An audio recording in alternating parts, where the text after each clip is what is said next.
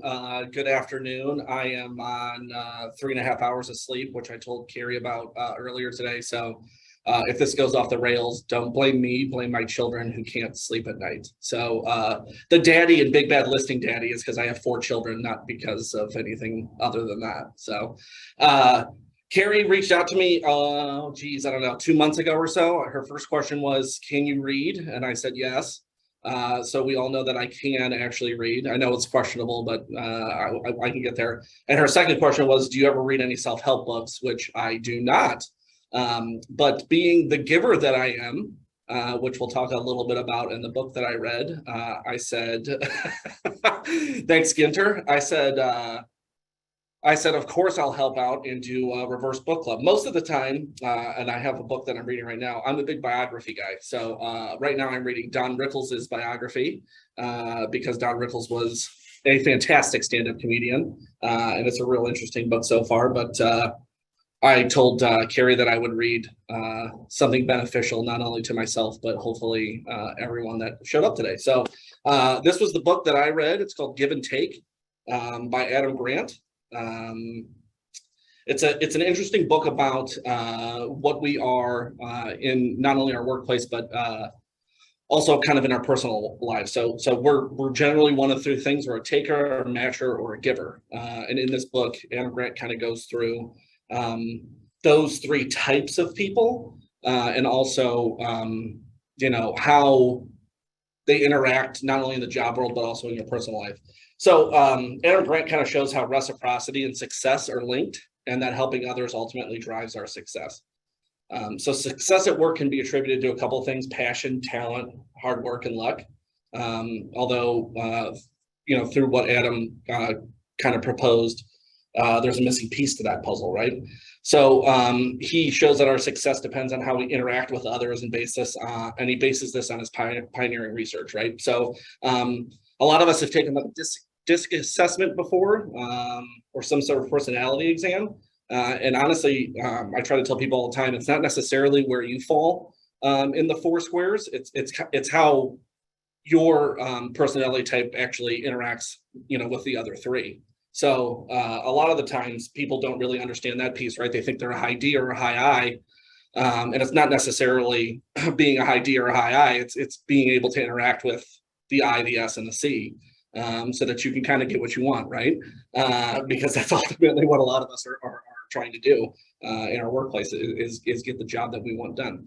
So Grant shows that his work, that at work people tend to operate as what he calls takers, matchers, or givers. Takers strive to get as much as possible from others. Matchers aim to try to trade evenly. But givers are the rare people who contribute without expecting anything in return, right? So a lot of the times that's where, all 3 people kind of fall into place. And there's a ton of examples in the book that I'll kind of talk about a little bit as we go through everything. So he goes through originally at the beginning of the book, like which of the 3 reciprocity styles of interaction had the most success in regards to the workplace, right? So it's actually the givers. And there's a ton of studies that he did in the book that kind of describes what the givers do at work, and how they actually are not only the top of the workplace environment, but they're also the bottom. So most of the time givers are at the 2 ends, right? And then the takers and the matchers are kind of the middle process of the employment world. So givers end up on the bottom, right? Because they give too much and they get exploited and they burn out at work. So that is kind of one of the things that he discusses, and we'll discuss a little bit later on about how you need to kind of be otherish. So it's a combination of being a giver and a taker is what's going to kind of propel you, right? So he talks about givers at the beginning, and that you need to be strategic is what I kind of talked about earlier, right? So the significant insight is that although nice guys can finish last, they can also finish first. Generosity matters, but being generous isn't synonymous with being selfless. Strategic givers are thoughtful about how, when, and who they give to. And they ultimately understand that every no frees them up for a yes that matters most, right? So one of the examples he gave early on about a giver, and resonates with me because I'm a giant Simpsons fan, is George Meyer. So George Meyer was a writer on The Simpsons. He helped shape over 300 episodes early on in The Simpsons, but he's only credited for 12. But what mattered most to him was not the personal credit, but the show's success. And obviously The Simpsons were a huge success from the late 80s all the way, to the late 90s, and it's a show that's still on the air today. Meyer he was credited with inventing the word meh, which was an expression of boredom that is actually in the dictionary today. And he never took credit for that at all on the show, which is very interesting, right? So givers are driven by the desire to help others and create success for the group, not necessarily what they can get out of it. Adam goes into some more details about being at work, right? So if you're at work and someone interrupts you and asks, "Hey, can I ask you for a quick favor, a quick question?" Right?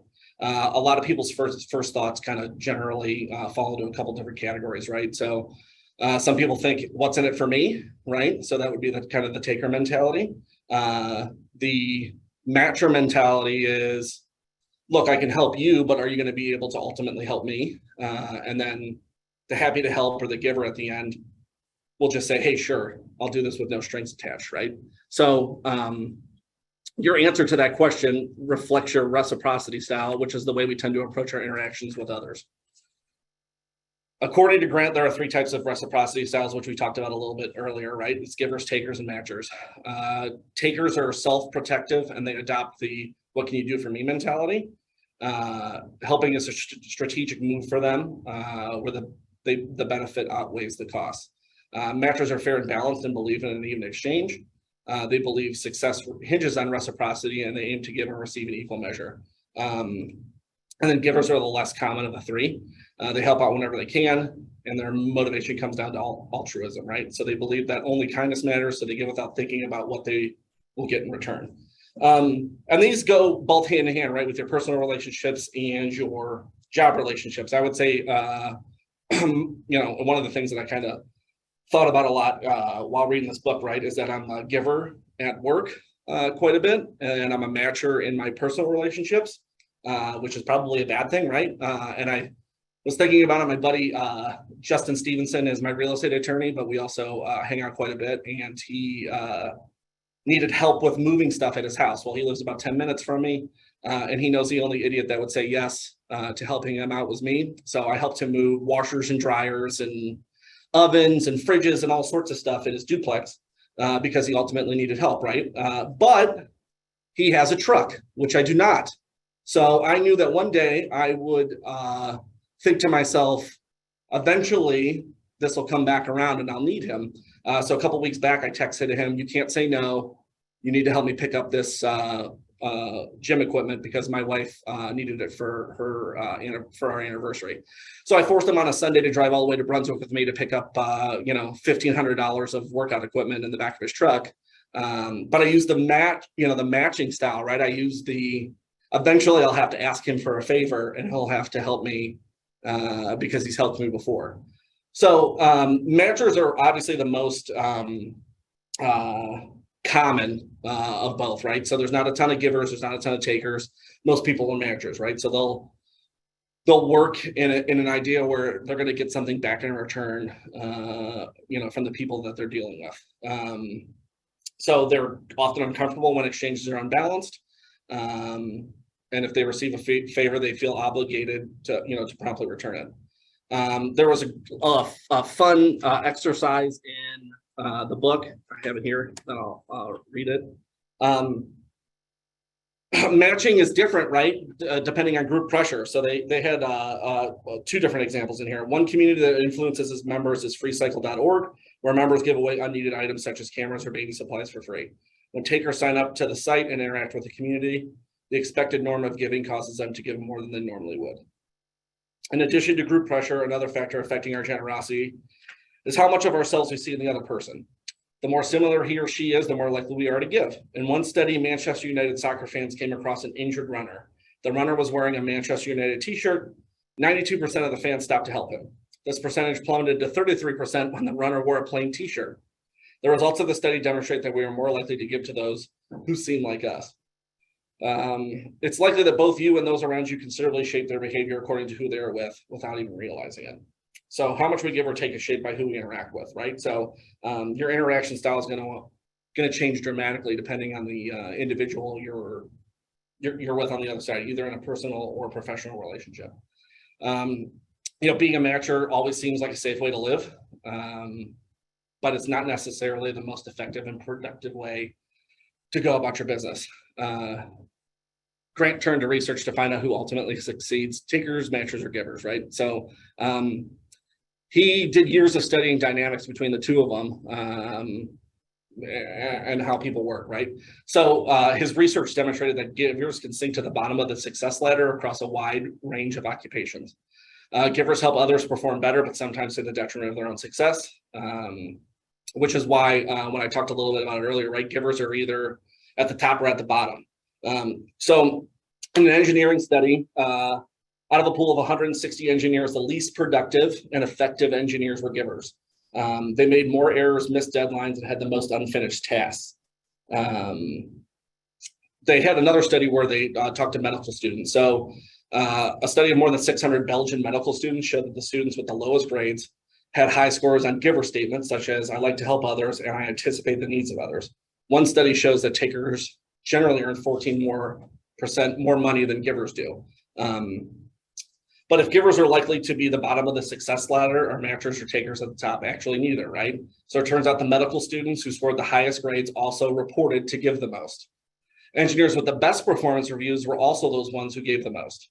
He also looked at some salespeople down in North Carolina and found that the least productive salespeople were givers, but so were also the top performers, right? So the givers at the top averaged 50% more of annual revenue than the takers and matchers. So I kind of figured out, like, at the end of the day, the two extremes are going to keep you, at the top or bottom of the ladder, and the takers and the matchers are going to be shoved in between. The worst performers and the best performers are givers. Takers and matchers are more likely to land in the middle. Takers develop quickly a reputation for putting others last, right? So for this reason, they seldom succeed in building strong relationships and networks. Givers come out on top because people trust and support them as they add value and enhance the success of those around them. Givers succeed because out of the three interactive types, they form strong, trusting relationships that benefit them over the long run. And we'll go over a couple things here at the end. One of which was,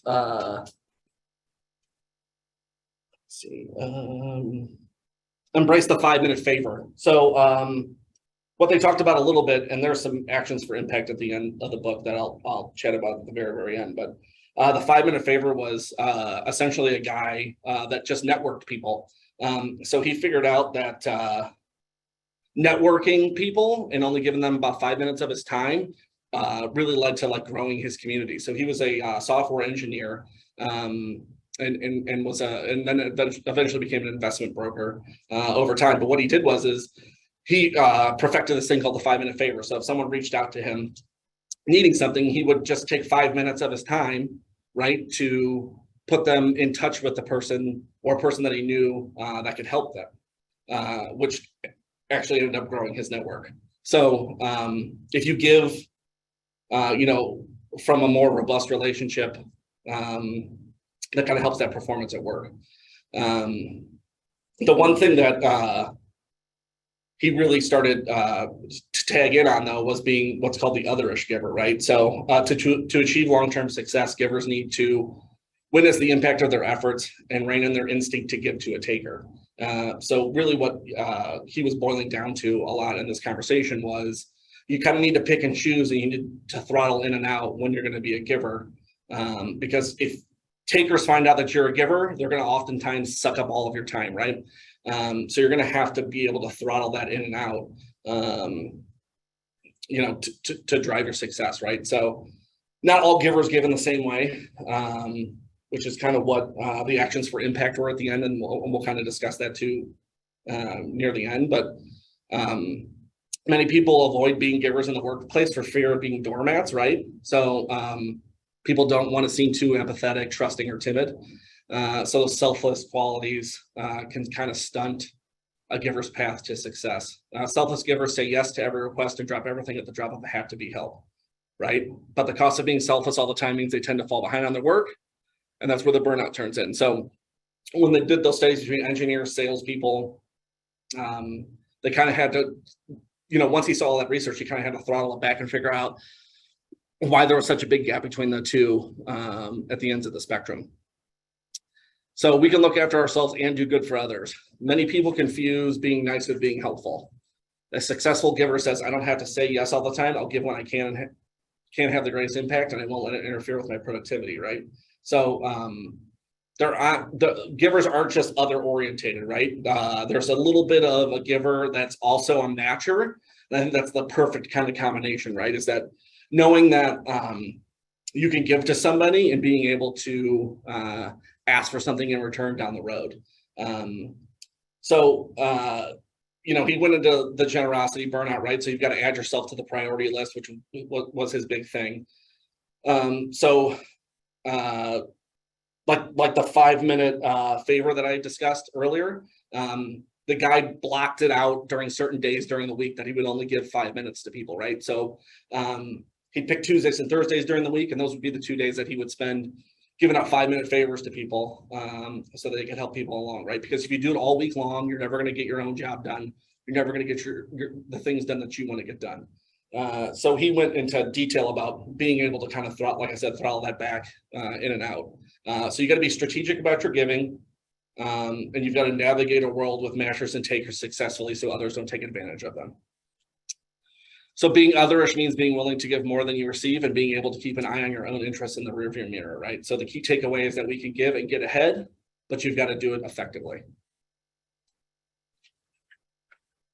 As I'm going through my paperwork. He talks about specializing favors, right?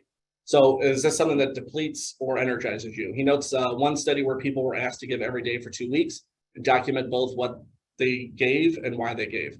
When participants felt that they offered value and to whom they gave mattered to them, they felt energized. On other days where they gave from a place of duty or obligation, givers felt drained. Giving can either recharge or zap batteries, right? So he went into a little bit of detail on a couple different people that were notorious takers, right? And one of them was, this one was about givers, right? So one of them was, this guy found success in believing in those who did not seem promising. So C.J. Skender was an award-winning accounting professor. He nurtured and mentored his students, teaching over 600 classes. He wrote letters to each of his students who sat at the CPA exam and congratulating those who passed and those who didn't. So over 40 of Skender's students have won medals for their CPA performances. One former student, Reggie Love, even rose to become Barack Obama's personal assistant. So he took the time out of his day to recognize the greatness in everyone, and givers provide fertile ground for the success of others, which also creates success for the giver. So givers see potential in everyone they meet, making them formidable at finding and nurturing talent. If you look at C.J. Skender, right, he ended up writing every student that took the CPA exam after they took his classes, right, he wrote to them, congratulating them or asking them, hey, pick yourself out of the dirt and you can move yourself forward, right? So being able to kind of figure out that niche and how you're going to give back to people is incredibly important. So successful givers tend to be specialists rather than generalists, and they focus on giving in a particular way that they feel is aligned with their interests and expertise. One of the things, that he was trying to break down was looking at how you've been helping others over the past few days, months, and even years.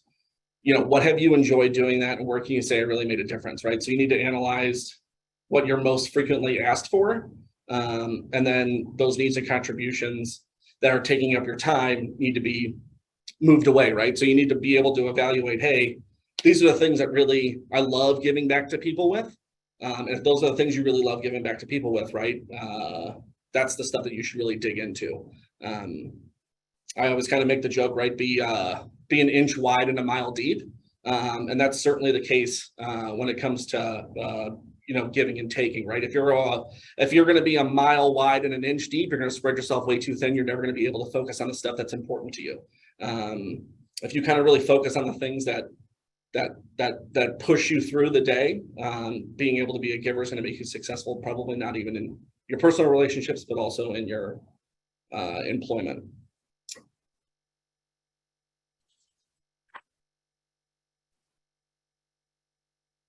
So the 5-minute favor I talked about earlier, right? The guy built his network slowly through small gestures and acts of kindness. He connected people, so that was his big thing. He was a CEO in Silicon Valley, right? So a 5-minute favor can be as simple as making introductions, giving small pieces of advice, or taking time to give someone feedback on an idea. Small 5-minute favors spread across our work week can be distracting and make it hard to judge whether we're actually helping.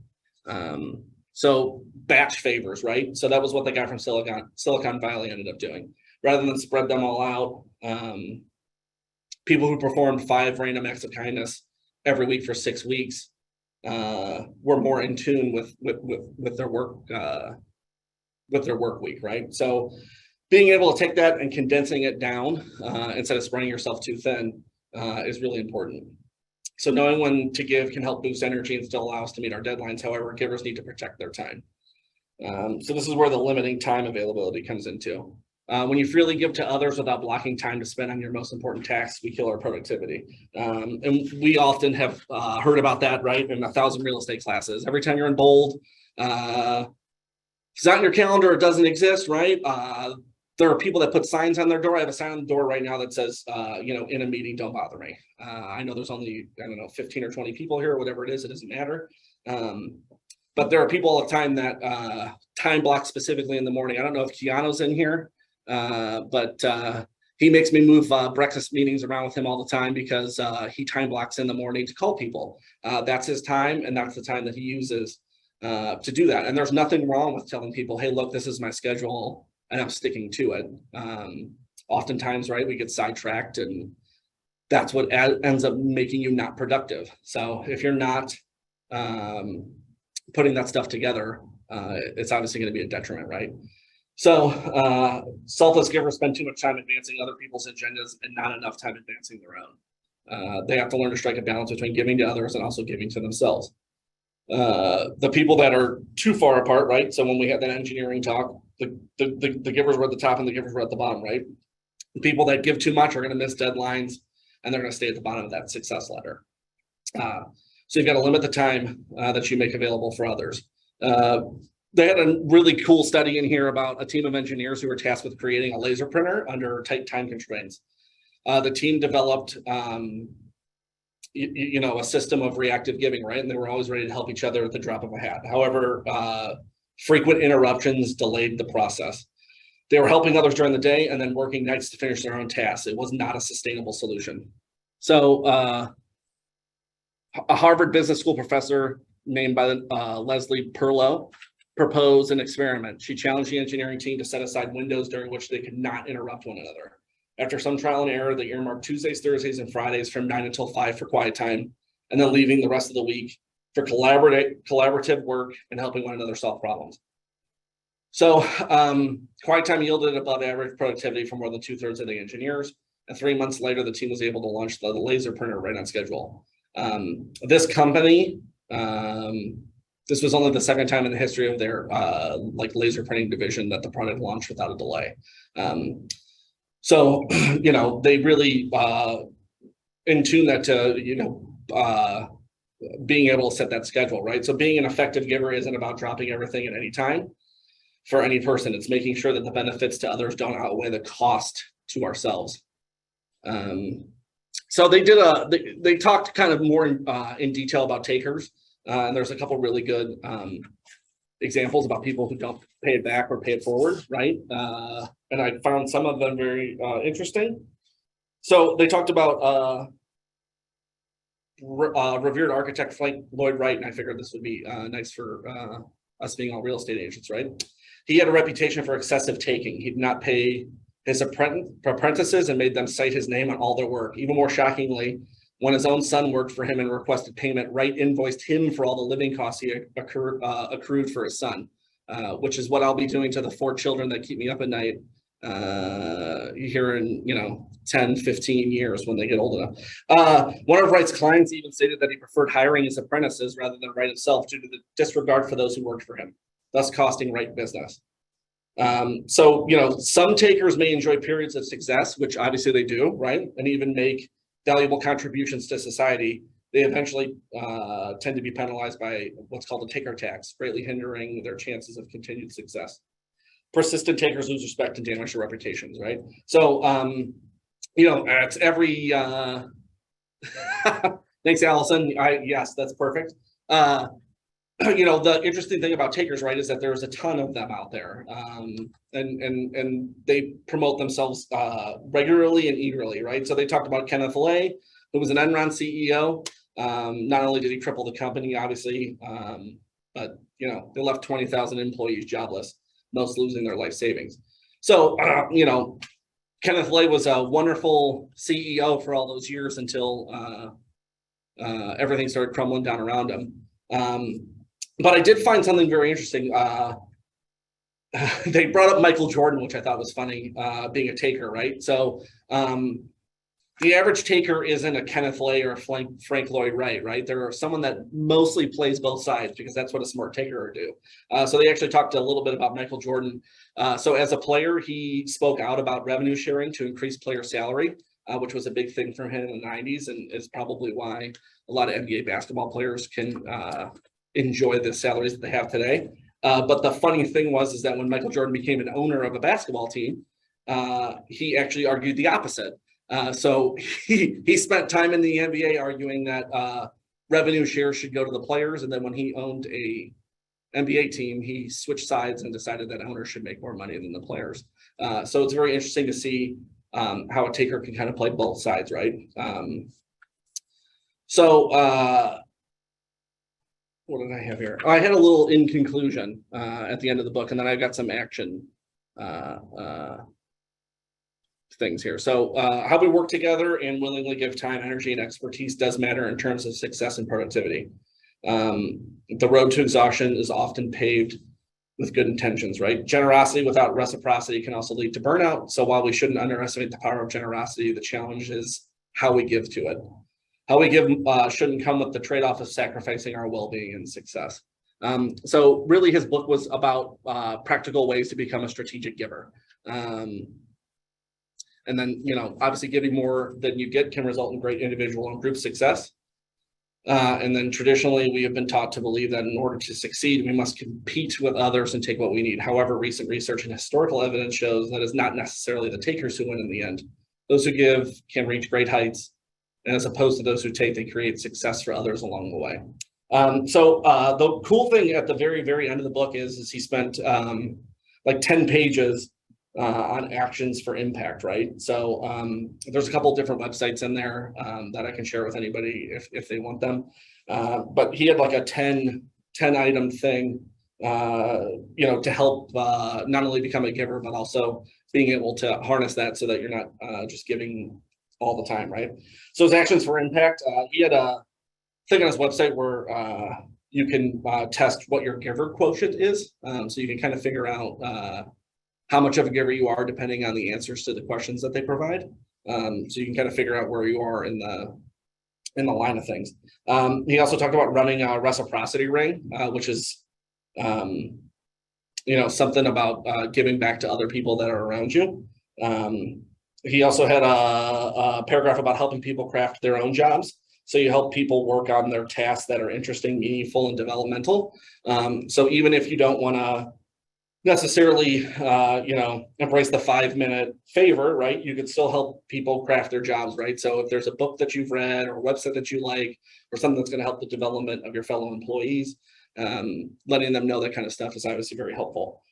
He had a thing in here called Starting a Love Machine, which I thought was very interesting. It's a peer recognition program to reward people in their organization. So actually they had a thing where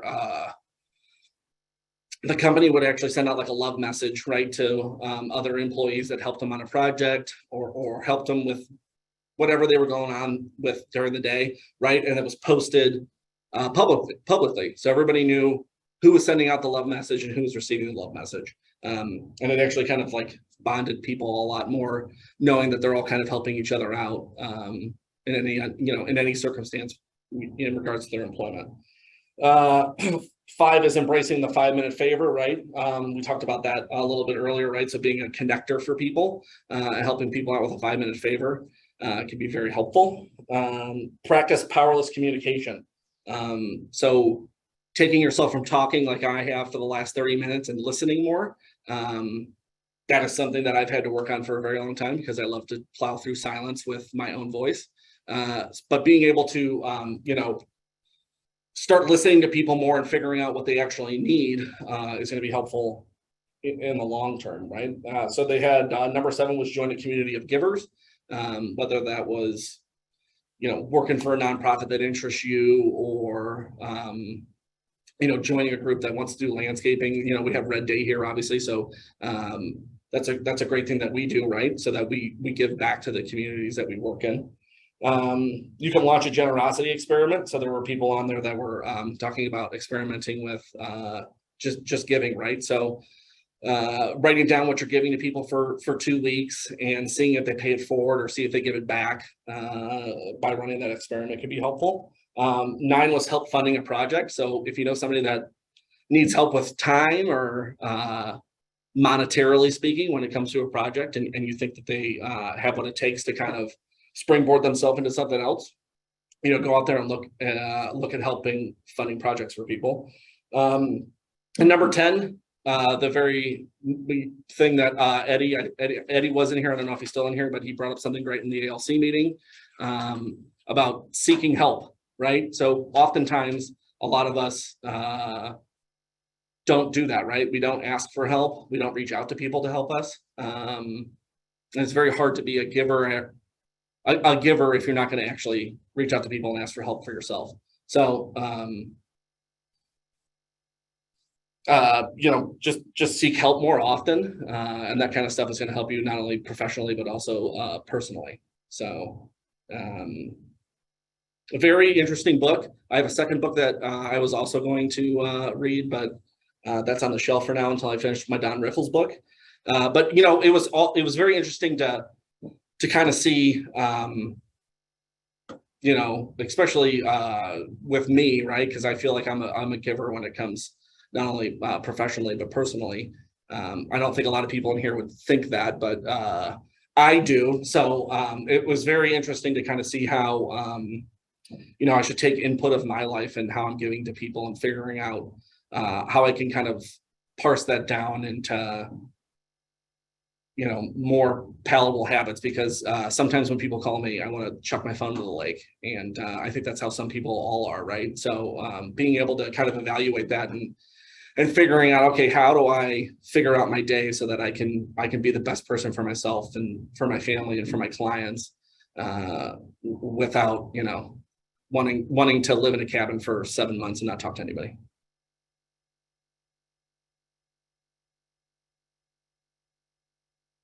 Thanks, Eddie. Do we do a Q&A? Yeah, feel free to do a Q&A, or if anyone has any takeaways that they have, feel free to share. Such a giving person. I would agree that you're a giver at work, for sure. I can't speak for Randy, but. Yeah, my wife might have a different conversation in those regards, but I do what I can. I liked what you said, Mike, about just trying to figure out how to figure out the specific way that you want to give, because I feel like that aligns really well with, if we do that, plus we lead generate with the idea of coming from contribution, that all connects really nicely so that we can, be a giver in regards to connecting people with, resources and things that they need, so that it kind of checks the box for us as wanting to be a helpful person, and also checks the box as we're lead generating, and it feels altruistic as well too. So there was a lot of overlap for me in those thoughts. Well, I think, and you bring up a good point, right? I could think as real estate agents, we're mostly givers, right? Because we're dropping whatever we're doing at a certain time to write up an offer or show someone a house. And I mean, I fell into those bad tendencies when I first got my license, right? Because I needed to sell everything that wasn't nailed down. But like ultimately, one of the great things in Bold, right, was setting up a schedule and figuring out how to time block things in a specific manner so that you can compartmentalize, the things that are going on in your life, right? So if you're constantly a giver, you're going to burn out and you're going to go find another job because you're just not going to be able to sustain that whole lifestyle, right? So you got to really be able to figure out how to toggle that on and off. That's what I think was the most interesting thing for me, was just the idea that givers are both on the top and the bottom. I guess you never think about that, where it's like, oh, you always just think people are giving or just like, but it's easy to think, oh, that burns you out. And then, it's being able to throttle that is almost like an art, like it's an art form, being able, like, cause my natural instinct and yours is probably to just give like on every chance you possibly can. But that's what leads to the burnout. And, it makes perfect sense. And I just never really thought about it like that. Yeah, agreed. I thought it was interesting, especially, it was in the very first chapter, right? When they brought up the engineering conversation between, the best engineers were the ones that gave the most, and also the worst engineers were the ones that gave the most. So yeah, it was interesting to see that, because you would normally think, right, a taker would probably be the one that, would be the top of the organization, right? But they are for a certain time until their own taking demise sends them to the bottom, right? So I think it was like you said, you've got to figure out a way to really throttle that in and out so that you're not burning yourself out entirely. Yeah. Did you see anything about being a taker or a giver depending on the audience that you are connecting with, not versus home, but more like leadership versus someone who reports to you, or anything interesting like that he broke down? Yeah, so there were a couple times obviously in the book where he was discussing where that mostly happens, right, in the hierarchy of a business.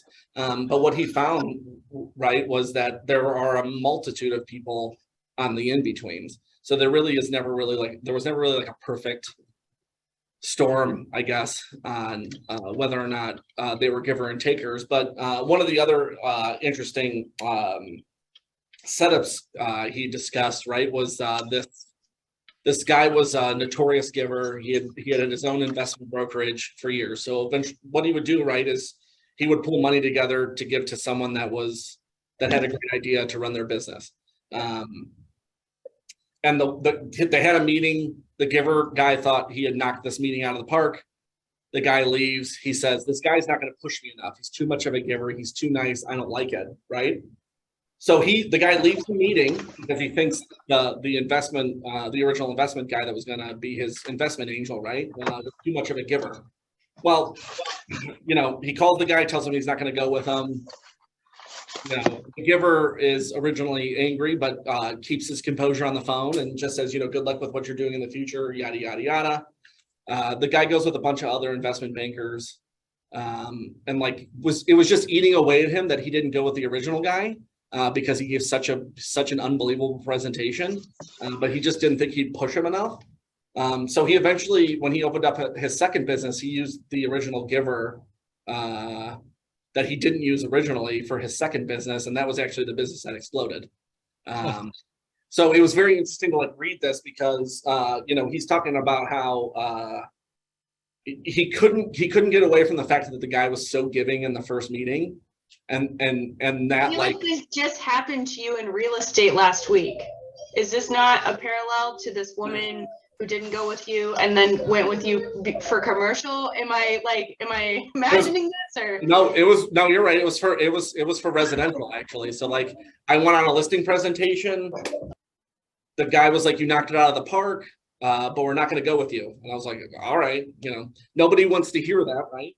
But you just take your medicine when you have to take your medicine, because you're never going to win 100% of the meetings that you take, right?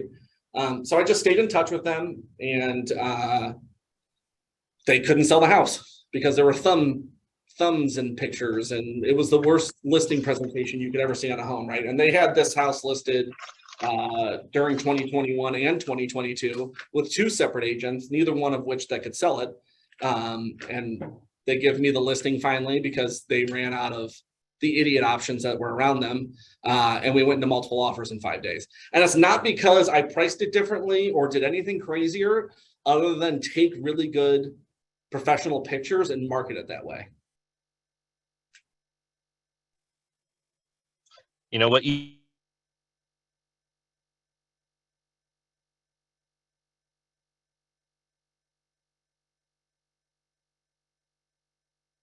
Eddie, you were going to say something, but I can't hear you now.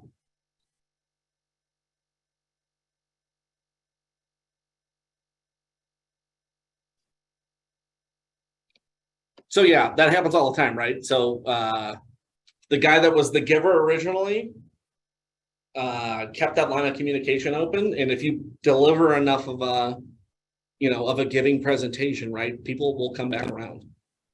So don't ever think that you're out of something, even if you get a no.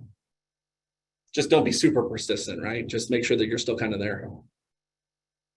can you hear me now? Hey, there you are. What's up? What were you gonna say? All right. I think one of the things I even stress with my kids and what we talk about is those moments where your composure is really tested. That's where like your character really comes through, where, if someone leaves your team, it's always like, heck, over, like what we talked about, when someone leaves your team, it's hurtful and you want to like, be like, oh no, that sucks. Like, but you want to keep, that relationship, or when a seller goes with someone and you just want to scream, or they buy for sale by owner with we've been showing, all those moments where you want to scream, you maintain that like weird how it comes back around down the line. It's a weird thing. Yeah, you're right. You were always I came from a different sales position than I am in now, and it was way more cutthroat.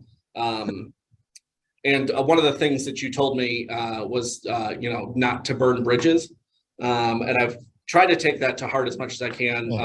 Although my joke is always, there's C4 on every bridge. Just when are you going to take me to hit the button? So so I definitely agree with you in those regards, right? So like if again, like losing that composure, right, is a very taker mentality, right? So it'll take you some places, but it's ultimately not going to take you to the place that you want. So you've got to really figure that out, in not only your personal relationships, right, but your professional relationships. I've really tried to focus when people leave, just like appreciating the time that I had with them and just emphasizing like what they're going to do. Because it is like, it's exciting when someone thinks they can go out on their own, or they think they're going to have a better opportunity, but it gets hard in some situations. For sure. You do a great job with that though, by the way. Thanks. Shout out to Mike as a good giver. Anybody else? Any other questions?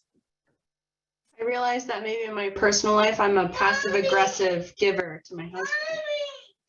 I think everybody is, right? I think if you were to evaluate your husband and wife dynamic, or your partner's dynamic with you, I think like it's definitely like that, right? Like my wife probably gets the same way with me, and I probably get the same way with her. But we probably give too much, and then you just get pissed off, right? So you're just like, you know what? I'm not doing laundry tonight. It's gonna stay in this room for how long? And it'll stay there for a week before anybody touches anything, because everyone's mad, or I'll spend three days outside landscaping, and then I got a sink full of dishes, and I'll just do them. But one day I'm gonna come in from gardening, and I'm gonna see that sink full of dishes, and I'm gonna see for that bridge. So you gotta figure out, right? You have to figure out, am I giving too much? Like, when can I reach out to my wife and say, look, I've had a really tough week. I can't do this. Could you do this for me? And I think being open and honest, right, with your partner, would go a long way. I think a lot of people don't ask for that help aspect, especially when they're, when they have their home life.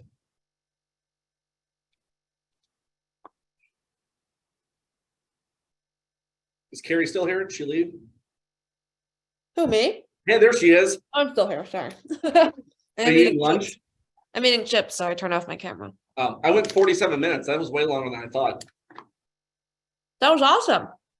Well, Let's not I go will too let far. everyone get back to their Thursdays, but thank you so much for joining us, tuning in.